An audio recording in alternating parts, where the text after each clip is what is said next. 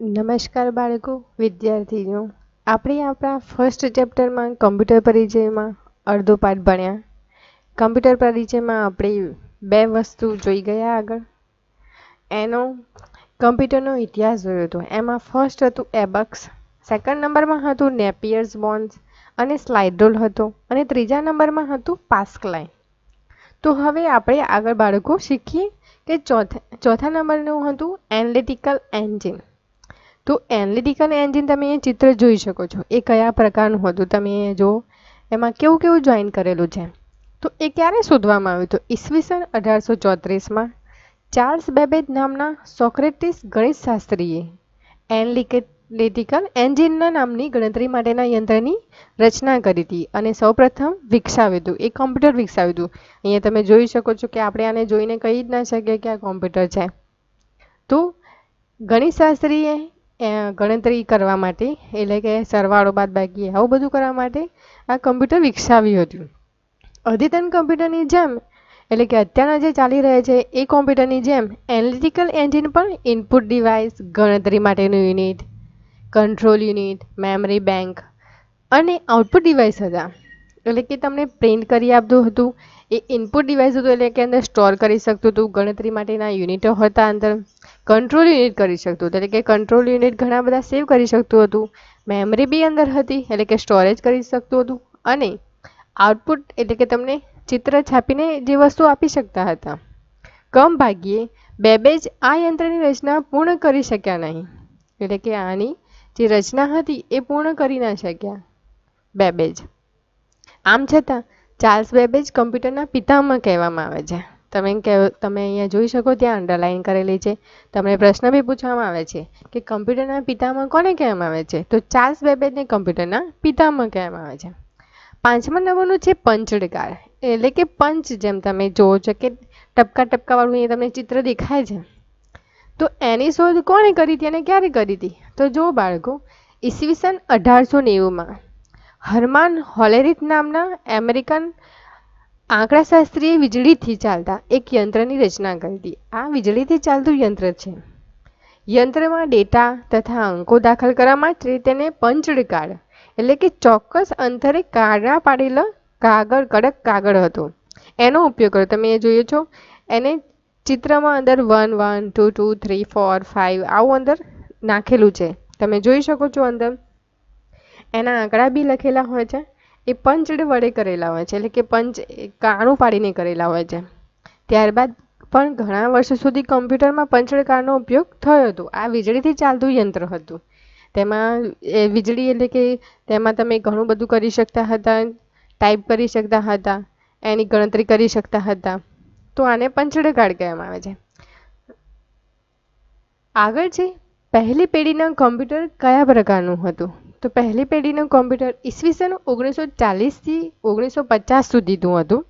ઈસવીસન 1920ના અરસામાં vacuum tube નામનું ઇલેક્ટ્રોનિક સાધન શોધાયું. તમે એ ચિત્ર જોઈ શકો છો. આ વેક્યુમ ટ્યુબો છે. આ જે 3-4 દેખાય છે અલગ અલગ જાતની વેક્યુમ ટ્યુબો છે. વેક્યુમ ટ્યુબનો ઉપયોગ કરવાથી ગણતરીની ઝડપ અને ઘણી વધી ગઈ. તમે જોવો છો કે આગળ જે બધું ઘણું છાપતા હતા, ગણતરી કરતા, એમાં થોડી ઓછી સ્પીડ હતી. હવે જેમ જેમ આગળ વધ્યું છે એમ ગણતરીની સ્પીડ વધવા માંડી છે. ઈસવીસન 1945માં જેપી એકર્ટ અને જ્હોન મોકલી નામના બે અમેરિકન એન્જિનિયરોએ ENIAC બનાવવા માટે વેક્યુમ ટ્યુબનો ઉપયોગ કર્યો હતો. ENIAC સૌપ્રથમ ઇલેક્ટ્રોનિક ગણતરી યંત્ર બન્યું. કમ્પ્યુટર એટલે ગણતરી કરવી. ENIAC માત્ર ગણતરી જ કરી શકતું હતું, તેથી તે કમ્પ્યુટર કહેવામાં આવે છે. ENIAC તમે જે ચિત્ર જોવો છો નીચે અહીંયા જે છે એ તમે ચિત્રમાં તમને કોમ્પ્યુટર દેખાય છે બાજુમાં, અને અહીંયા કંઈ કીબોર્ડ જેવું છે. તો જે ENIAC હતું એ માત્ર કમ્પ્યુટર હતું, ખાલી ગણતરી કરવા માટે જ હતું. ત્યારબાદ કમ્પ્યુટરમાં સતત ઘણા બધા સુધારા થતા રહ્યા. તેનો ઉપયોગ માત્ર ગણતરી કરવા પૂરતો નહીં, પરંતુ લખવા માટે, સંગીત સાંભળવા માટે, ચિત્ર માટે, રમતો રમવા, અન્ય કાર્યો માટે પણ થવા લાગ્યો. ધીમે ધીમે એનો યુઝ ઘણો બધો થવા મળ્યો. જો કે હજી તે કમ્પ્યુટર જ કહેવાય છે. ENIAC એક મોટા ખંડ જેટલો જગ્યા રોકી રાખે છે. તમે અહીંયા પાછળ જોઈ શકો છો કે એ કેટલી મોટી જગ્યા રોકી શકે છે. તેમાં આશરે 18,000 વેક્યુમ ટ્યુબ ગોઠવવામાં આવતી હતી. કેટલી ટ્યુબો હતી આવી વેક્યુમ ટ્યુબો? 18,000. અને તેમાં વીજળી પણ ખૂબ જ વપરાતી. આમ છતાં ગણતરી માટેની તેની ઝડપ અદ્ભુત હતી, એટલે કે બહુ ઝડપથી છાપી શકતું હતું. તે 1 સેકન્ડમાં 5,000 સરવાળા અને 1 સેકન્ડમાં 500 જેટલા 2 અંકના ગુણાકાર કરી શકતું હતું. તે સરવાળા બી કરી શકતું હતું અને ગુણાકાર બી કરી શકતું હતું 1 સેકન્ડમાં. ENIAC ને હાલના કોમ્પ્યુટરના પિતામહ કહેવાય છે, કહી શકાય છે. વેક્યુમ ટ્યુબનો ઉપયોગ કરીને બનાવેલા ENIAC જેવા કોમ્પ્યુટરને કમ્પ્યુટરની પહેલી પેઢી તરીકે ઓળખવામાં આવે છે. તો બાળકો તમને પૂછવામાં આવે કે કમ્પ્યુટરની પહેલી પેઢી કઈ છે, તો શું કહેવામાં આવશે? ENIAC. કમ્પ્યુટરને કમ્પ્યુટરની પહેલી પેઢી તરીકે ઓળખવામાં આવે છે ENIACને. આ કમ્પ્યુટર ખૂબ મોટા હોવા છતાં હાલના પામટોમ કમ્પ્યુટર જેવી ક્ષમતા ધરાવતા ન હતા. અત્યારે જે પામટોપ કમ્પ્યુટરો ચાલુ છે એના જેવી ક્ષમતા ધરાવતા નહોતા, કેમ કે આ બહુ જ મોટું હતું, એ બહુ જ જગ્યા રોકતું હતું ENIAC. હવે આગળ છે બીજી પેઢીનું કોમ્પ્યુટર. પહેલી પેઢીનું કોમ્પ્યુટર ENIAC આવી ગયું. હવે સેકન્ડ નંબરમાં આવે છે બીજી પેઢીનું કોમ્પ્યુટર. તો એ ક્યારે શોધાયું? તો ઈસવીસન 1955થી ઈસવીસન 1960માં. ઈસવીસન 1948માં વિલિયમ શોકલીએ ટ્રાન્ઝિસ્ટરની શોધ કરી હતી. જે અહીંયા તમને દેખાઈ રહ્યા છે બધા ટ્રાન્ઝિસ્ટરો છે. કમ્પ્યુટરમાં વેક્યુમ ટ્યુબના બદલે ટ્રાન્ઝિસ્ટરનો ઉપયોગ થવા લાગ્યો. વેક્યુમ ટ્યુબ કરતાં ટ્રાન્ઝિસ્ટરનું કદ 200 ગણું નાનું હતું. તમે અહીં જુઓ છો ચિત્રમાં કે વેક્યુમ ટ્યુબ કેટલી મોટા એની સાઇઝ તમે જોઈ શકો છો. એનાથી નાની હતી. આગળ જેમ શોધાયું એમ એની સાઇઝ ઘટવા લાગી. તો અહીંયા જે તમે જોઈ શકો છો ટ્રાન્ઝિસ્ટર છે, તેમાં તેનો વીજ વપરાશ પણ ઘણો ઓછો થતો. પહેલું ટ્રાન્ઝિસ્ટર કોમ્પ્યુટર ઈસવીસન 1953માં રચાયું હતું. પહેલી પેઢીના કોમ્પ્યુટર કરતાં બીજી પેઢીના કોમ્પ્યુટરની પ્રોસેસની ઝડપ ઘણી વધી ગઈ. જેમ જેમ સમય જાય છે એમ કોમ્પ્યુટરની ઝડપ પણ વધવા લાગે છે. 8મા નંબરે છે ત્રીજી પેઢીનું કોમ્પ્યુટર. તો ત્રીજી પેઢીનું હવે કોમ્પ્યુટરમાં હવે શું યુઝ થયું છે? તો ઇન્ટિગ્રેટેડ સર્કિટ્સ અહીંયા તમે જોઈ શકો છો. તો એ કઈ સાલમાં આવ્યું? તો 1960માં. ઈસવીસન 1958માં જેકે કિબલીએ ચીપની શોધ કરી હતી. એક ચીપ હતી નાની. ઇન્ટિગ્રેટેડ સર્કિટ એટલે કે જેને એનું શોર્ટ નામ છે IC, એને ઇન્ટિગ્રેટેડ સર્કિટ કહેવામાં આવે છે, એ તરીકે ઓળખવામાં આવે છે.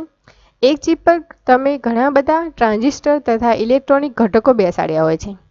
આજે એક નાનકડી ચીપ ઉપર હજારો ટ્રાન્ઝિસ્ટર અને ઇલેક્ટ્રોનિક ઘટકો બેસાડવામાં આવે છે. ત્રીજી પેઢીના કોમ્પ્યુટર વધારે સસ્તા, કદમાં નાના અને ખૂબ ઝડપી પ્રોસેસિંગવાળા હતા.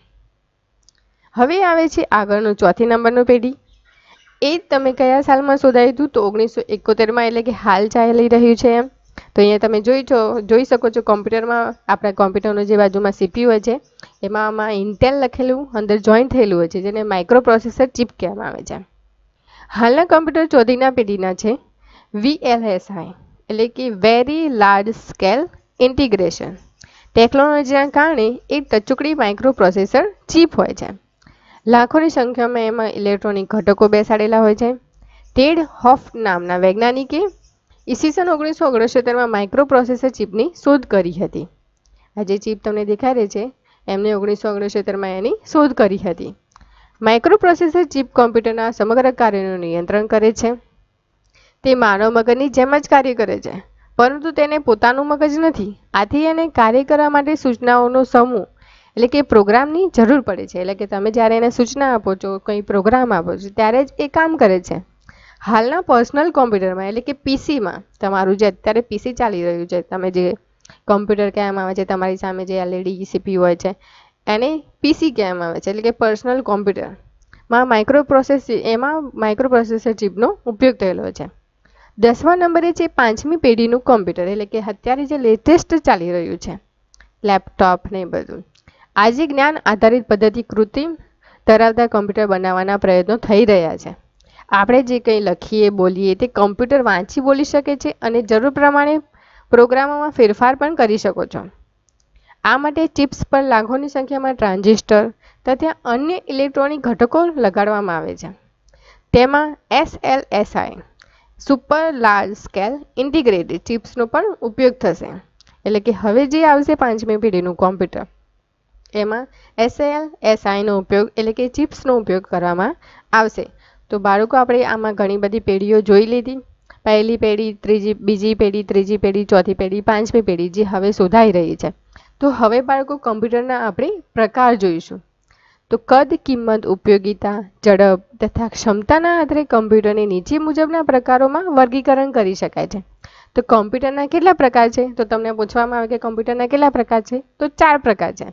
ફર્સ્ટ છે સુપર કોમ્પ્યુટર, સેકન્ડ નંબરમાં આવે મેઇન ફ્રેમ, ત્રીજું છે મિની અને ચોથું છે માઇક્રો કોમ્પ્યુટર. તો બાળકો આપણે સુપર કોમ્પ્યુટર ભણીશું. તો સુપર કોમ્પ્યુટર શું હતું? તો સુપર કોમ્પ્યુટર ઘણા મોટા કદના હોય છે. આથી તેમને રાક્ષસ પણ કહેવામાં આવે છે. એટલે કે જે પહેલાના હતા કોમ્પ્યુટર એ બહુ વિશાળ હતા, એટલે એને રાક્ષસ કહેવામાં આવ્યા હતા. અત્યંત જટિલ કાર્યો તેમાં ખૂબ જ વધારે ઝડપ અને ચોકસાઈથી જરૂર પડે તેવા કાર્યો કરવા માટે તેનો ઉપયોગ થતો હતો. તમારા પીસીને જે કામ કરતા 20 કલાક લાગે તે કામ કોમ્પ્યુટર માત્ર 90 સેકન્ડમાં જ કરી શકે છે. હવામાનની આગાહી જાણવા માટે, સંરક્ષણ ટેકનોલોજી તથા વૈજ્ઞાનિક સંશોધન માટે સુપર કોમ્પ્યુટરનો ઉપયોગ થાય છે. સેપ્સ ટેકનોલોજીમાં રોકેટ તથા સેટેલાઇટ બનાવવા તથા તેને અવકાશમાં છોડવા માટે તેમજ તેની ગતિવિધિ નોંધવા માટે અને તેનું નિયંત્રણ કરવા માટે સુપર કોમ્પ્યુટરનો ઉપયોગ થાય છે. તો બાળકો તમે જોયું કે સ્પેસ જેવી વસ્તુ જે ટેકનોલોજીનો રોકેટ હોય છે તથા સેટેલાઇટ બનાવવા માટે આ કોમ્પ્યુટર એટલે કે સુપર કોમ્પ્યુટરનો ઉપયોગ થાય છે. સેકન્ડમાં આવે છે mainframe computer. Mainframe computer એ સુપર કોમ્પ્યુટર કરતાં નાના હોય છે, પરંતુ તેઓ ઘણા ઝડપી અને મોંઘા પણ હોય છે. એક સમયે 100 કરતાં વધુ લોકો એને મેઇન ફ્રેમ કોમ્પ્યુટરનો ઉપયોગ કરી શકે છે. મોટા મોટા ઉદ્યોગોમાં ઇલેક્ટ્રોનિક સામાન તથા અન્ય યંત્રો બનાવવા માટે મેઇન ફ્રેમ કોમ્પ્યુટરનો ઉપયોગ થાય છે. બેંક, એરલાઇન્સ અને રેલવે જેવી મોટી સંસ્થાઓ ડેટાનો સંગ્રહ તથા પૃથ્થકરણ માટે અથવા કમ્પ્યુટરના મોટા નેટવર્કની જાળવણી માટે મેઇન ફ્રેમ કોમ્પ્યુટરનો ઉપયોગ થાય છે. તમે જેમ જોઈ ગયા આગળ સુપર કોમ્પ્યુટરનો ઉપયોગ કઈ રીતે કેમાં થાય છે, તો મેઇન ફ્રેમનો ઉપયોગ પણ બેંક, એરલાઇન્સ અને રેલવે જેવી જે વસ્તુ હોય છે એ સંસ્થાઓમાં ડેટાનો સંગ્રહ માટે થાય છે. રેલવેમાં ઘણા મોટા મોટા ડેટાઓનો સંગ્રહ જોતો હોય છે. એમાં ટિકિટો બુકિંગ કરાવી, કોઈનું આગળ રિઝર્વેશન કરાવવું, તો એના માટે મેઇન ફ્રેમ કોમ્પ્યુટરનો ઉપયોગ થતો હોય છે. ત્રીજા નંબરે આવે છે mini computer. Mainframe computer કરતાં આ કોમ્પ્યુટર ઘણા નાના અને સસ્તા છે. એક સમયે 10થી વધારે લોકો તેનો ઉપયોગ કરી શકે છે. મેઇન ફ્રેમ કોમ્પ્યુટરની જેમ મિની કોમ્પ્યુટર પણ બેંક, વ્યાપાર, વિષયક સંસ્થાઓ, સરકારી વિભાગો તથા અન્ય સંસ્થાઓમાં ઉપયોગ લેવામાં આવે છે. જે મિની કોમ્પ્યુટર હોય છે એ બેંકોમાં તમે જોઈ શકો છો કે બેંક આપણે જઈએ છીએ ત્યારે સામે LEDની જેવું નાનું એક મિની કોમ્પ્યુટર હોય છે. પછી વ્યાપાર વિષયક સંસ્થાઓ એટલે કે જ્યાં વ્યાપાર ચાલતો હોય, જેના ડેટા તમે સરવાળા કરવા માટે એ બધું માટે એનો ઉપયોગ થતો હોય છે. સરકારી વિભાગો એટલે કે સ્કૂલોમાં તથા અન્ય સંસ્થાઓમાં મિની કોમ્પ્યુટરનો ઉપયોગ થાય છે. ચોથા નંબરે આવે છે માઇક્રો કોમ્પ્યુટર. આ કોમ્પ્યુટરનો ઉપયોગ ઘરમાં, ઓફિસમાં તથા શાળાઓમાં થાય છે.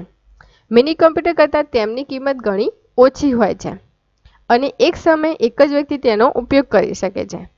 કોમ્પ્યુટર ડોક્યુમેન્ટમાં તૈયાર કરવા અને સંગ્રહમાં હિસાબ કરી રાખવા, મિત્રો તથા સંબંધીઓના નામ, સરનામું, ફોન જેવા ડેટાઓ તથા રાખવા, રમતો રમવા અને સંગીત સાંભળવા જેવા કામો માટે તેનો ઉપયોગ થાય છે.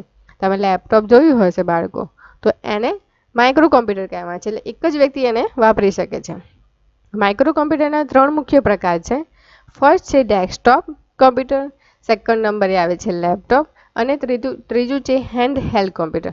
તો ડેસ્કટોપ કોમ્પ્યુટર એટલે કે તમારા સ્કૂલોમાં ચાલે છે જેને ડેસ્કટોપ કોમ્પ્યુટર કહેવામાં આવે છે, એટલે જેને PC કહેવામાં આવે છે, એટલે કે પર્સનલ કોમ્પ્યુટર. સેકન્ડ નંબરમાં આવે છે લેપટોપ, જે તમે યુઝ કરતા હોય ત્યારે તમારા પપ્પા કોઈ કામ માટે કરતા હોય અથવા તમારી મમ્મી કંઈ બેંકમાં કે એમાં નોકરી કરતા હોય તો લેપટોપની જરૂર હોય છે.